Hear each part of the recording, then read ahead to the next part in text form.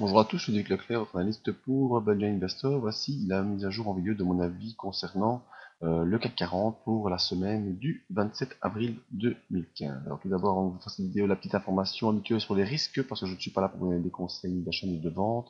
C'est à vous-même d'évaluer les propres risques.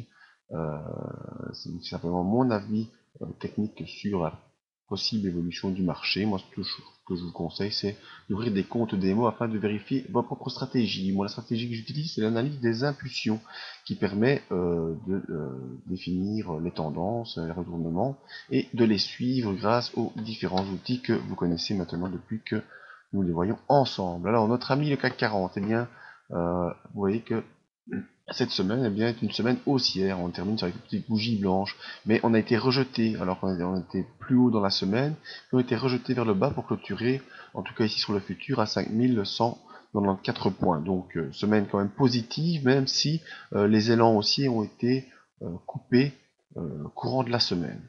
Alors en détail sur cette semaine, eh bien, on voit bien qu'on avait commencé donc le lundi, après que la clôture de vendredi dernier qui était venue se faire au-dessus de la M20, heureusement. On est revenu dans cette fourchette de Andrews bleue que je vous avais tracée. Pour rappel, la fourchette de Andrews verte est la grande fourchette hebdomadaire. On est toujours dans la partie supérieure de cette fourchette. Tant qu'on y restera, il n'y aura pas trop de soucis à se faire. Dans le plus court terme, eh bien, donc vendredi dernier, on avait clôturé assez bas. On a redémarré lundi, mardi, mercredi vers le haut en faisant des séances assez volatiles qui viennent à chaque fois se poser sur la M20.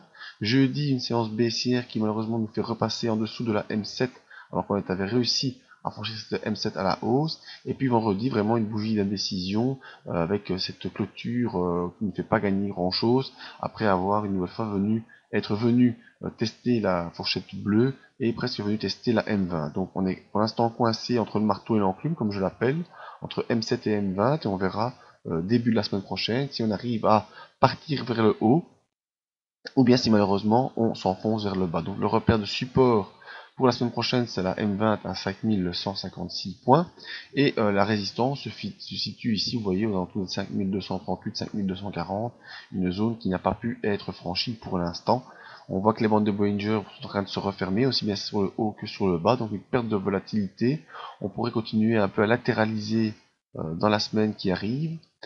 Au niveau du MACD, eh bien, on est sous le signal, on est toujours bel et bien installé au-dessus de 0, donc ce qui veut dire qu'on a une consolidation dans une phase haussière.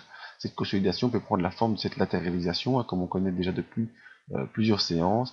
Et au niveau du RSI qui nous montre, lui, la force de l'impulsion, vous voyez qu'on est revenu en dessous de 60, donc on a vraiment perdu de la puissance, on n'arrive plus à vraiment pousser vers le haut, et on est vraiment dans cette phase de latéralisation, toujours au-dessus de la M20, ça c'est le bon signal, c'est toujours ce qu'il faudra rester attentif, qu'on puisse rester au-dessus de cette M20. Et si malgré tout dans la semaine on s'enfonce sous la M20, eh bien on aura toujours la médiane de Andrews verte qui est la médiane de Andrews hebdomadaire qui pourra nous sauver. Donc à surveiller la zone de la M20 pour l'instant à 5156, ne pas clôturer en dessous la semaine prochaine sous peine d'une accélération baissière, et au niveau supérieur la zone 5240, 5238, 5240 qui, si elle est franchie, pourra permettre une accélération à la hausse. Voilà, c'était mon avis sur le CAC 40. Alors tous les moyens pour me contacter, vous les connaissez. Ce qui est très important aussi, c'est de ne pas oublier de venir sur notre site badgerinvestor.be, venir s'inscrire à la mailing list en fond de page, ainsi vous pourrez recevoir toutes les nouvelles dans votre boîte mail. Et voilà, je terminerai par les petits sponsors habituels que vous devez connaître.